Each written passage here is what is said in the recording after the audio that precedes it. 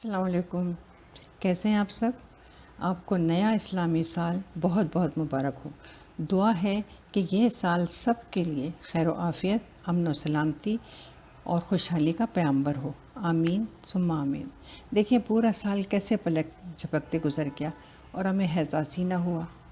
ہم ہر کام کل پر چھوڑ دیتے ہیں، جبکہ ٹمارو نیور کمز، کل کس نے دیکھی ہے؟ اس لیے کوشش یہی کرنی چاہیے کہ جو بھی اچھے کام کرنا ہے اسے آج ہی کر لیں۔ آپ سے میری ایک گزارش ہے کہ آپ میری ویڈیو کو آخر تک ضرور سنا کریں، اور اگر آپ نے میری ویڈیو سنی اور دیکھی ہیں تو آپ کو شاید اندازہ ہوا ہو کہ میرا مقصد انسانی اقدار، انسانیت کی یاد دہانی کرانی ہے، جس کو ہم بھول چکے ہیں، یعنی ایسی باتیں جو ہماری دنیا و آخرت کو سنوارنے اور بہترین بنانے کا ذریعہ ہیں، جو کہ ہم جانتے تو ہیں لیکن آج کل کے افراتفری اور خود غرضی کے دور میں ہمیں سمجھنے، سمجھانے، بتانے اور اس پر عمل کرنے کا وقت نہیں۔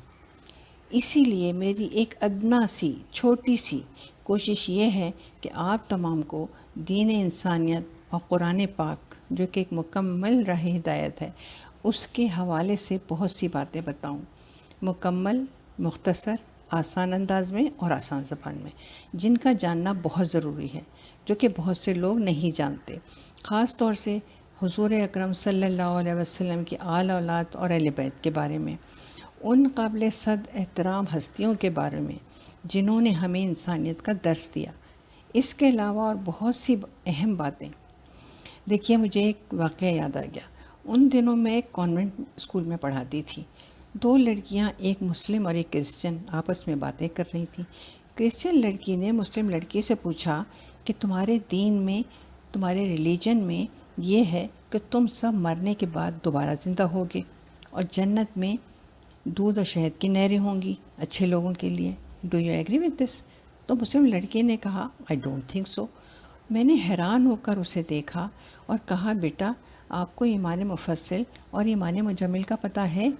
اگر آپ نے ایمان مفصل اور اس کا ترجمہ پڑھا ہے تو وہ تو پوری کی پوری بنیادی عقیدہ توحید ہے کہ مسلمانوں کو کن کن چیزوں پر ایمان رکھنا چاہیے اور کن کن چیزوں پر مسلمان کا ایمان ہوتا ہے، اور ایمان مفصل میں اس کے بارے میں لکھا ہے۔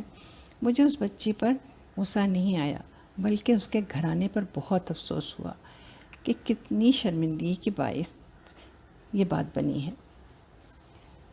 آپ سے میں پھر گزارش کروں گی کہ میری ویڈیو کو تھوڑا سا وقت نکال کر آخر تک ضرور سنیں، سبسکرائب کریں اور لائک بھی کریں۔ اب میں آپ کو نئے ہجری سال کی تاریخ اور اہمیت کے بارے میں بتاتی ہوں۔ ہجری سال کی ابتدا حضرت عمر فاروق اعظم کے دور حکومت میں ہوئی، جو کہ خلیفہ دوم تھے۔ حضرت عمر فاروق کا دور حکومت معاشی، سماجی، سیاسی اور ہر لحاظ سے بہترین دور حکومت تھا۔ ایک دفعہ ایک یمنی شخص نے حضرت عمر سے پوچھا کہ آپ اسلامی تاریخ کیوں نہیں لکھتے؟ تو آپ سوچ میں پڑ گئے، اور آپ نے اس مسئلے کے حل کے لیے لوگوں سے مشورہ کیا کہ اسلامی تاریخ کا آغاز کہاں سے اور کس طرح کیا جائے یا لکھا جائے۔ اس مجلس میں حضرت علی ابن ابی طالب رضی اللہ تعالیٰ عنہ بھی تھے۔ آپ نے یہ مشورہ دیا کہ جب حضور اکرم صلی اللہ علیہ وسلم نے مکہ سے مدینہ ہجرت فرمائی تھی تو اسی وقت سے اسلامی تاریخ کا آغاز کیا جائے۔ سب نے اس بات پر اتفاق کیا اور اس طرح سے اسلامی ہجری سال کا آغاز ہوا۔ اسلامی ہجری سال کی ابتدا ماہ محرم الحرام سے ہوتی ہے۔ یہ ہجری سال کا پہلا مہینہ ہے۔ محرم کے معنی ہے مقدس، حرمت والا، یعنی قابل احترام۔ اس ماہ کی اپنی ایک الگ شان ہے جو کہ میں بعد میں بیان کروں گی۔ سال کے 12 مہینے ہیں اور ان کے نام اللہ تعالیٰ ہی کے لکھے ہوئے ہیں جب سے زمین و آسمان بنائے گئے ہیں۔ یہ نام انسانی نہیں، رحمانی ہیں، اور یہ بات قرآن پاک کی سورہ توبہ، جو کہ پارہ نمبر 10 اور 11 میں ہے، اس کی آیت نمبر 36 میں بتائی گئی ہے۔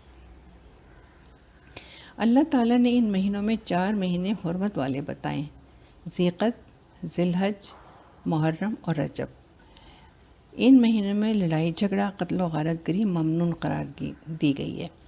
اس زمانے میں شروع کے 3 ماہ حج کی تیاری اور ادائیگی کے لیے، اور رجب عمرے کے لیے مخصوص تھے۔ لوگ عمرے کو حج اصغر بھی کہتے ہیں۔ فی الحال یہیں تک، آئندہ اسی ٹاپک کے حوالے سے بات کروں گی۔